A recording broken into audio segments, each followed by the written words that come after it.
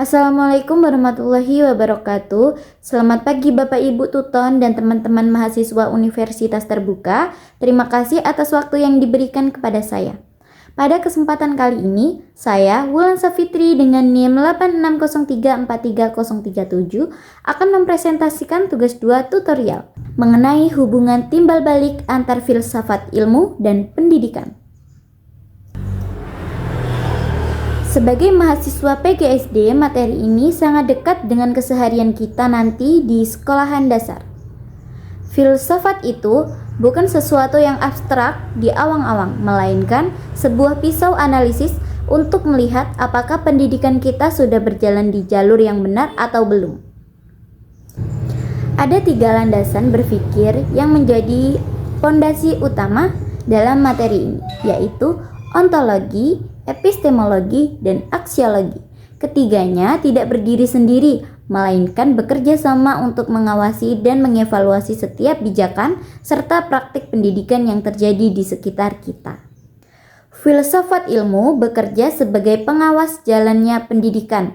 Dia akan mempertanyakan 3 hal: apa yang kita pelajari, bagaimana cara kita mempelajarinya, dan apa ilmu itu digunakan. Jika salah satu dari ketiga fungsi pengawasan ini hilang, maka arah pendidikan kita akan timpang. Kita masuk ke poin pertama, yaitu ontologi. Esensi dari pendidikan adalah proses memanusiakan manusia. Poin kedua adalah epistemologi.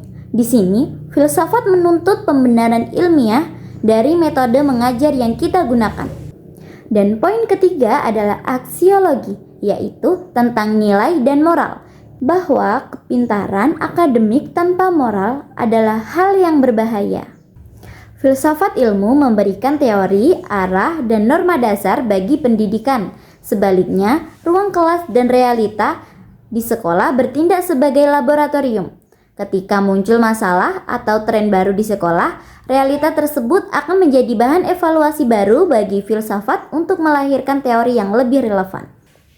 Mari kita terapkan 3 dimensi tadi untuk membedah studi kasus kebijakan full day school. Secara ontologi, kita uji apakah secara kodrat anak SD tepat menghabiskan waktu 8 jam di sekolah. Bagaimana dampak psikologisnya? Secara epistemologi, apakah durasi yang panjang ini benar-benar efektif secara metodologi belajar atau justru membuat kognitif anak jenuh? Secara aksiologi, apa nilai akhir yang didapat?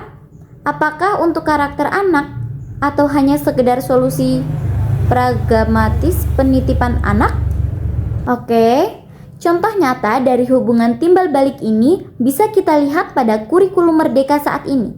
Adanya proyek P5 adalah penerapan epistemologi dan aksiologi di mana siswa belajar nilai lewat praktiknya. Sementara pembelajaran berdiferensiasi adalah penerapan ontologi yang mengakui bahwa kodrat dan gaya belajar setiap anak itu berbeda-beda dan wajib dihargai. Sebagai kesimpulan, hubungan antara filsafat ilmu dan pendidikan adalah hubungan yang mengikat dan saling membutuhkan. Filsafat ilmu menjadi kompas atau menunjukkan arah agar pendidikan tidak kehilangan esensinya. Sementara praktik pendidikan memberikan ruh hidup bagi teori-teori filsafat. Sekian presentasi tugas 2 tutorial dari saya. Terima kasih banyak atas perhatiannya Bapak Ibu tutor dan teman-teman semuanya. Mohon maaf atas segala kekurangan saya. Saya akhiri. Wassalamualaikum warahmatullahi wabarakatuh.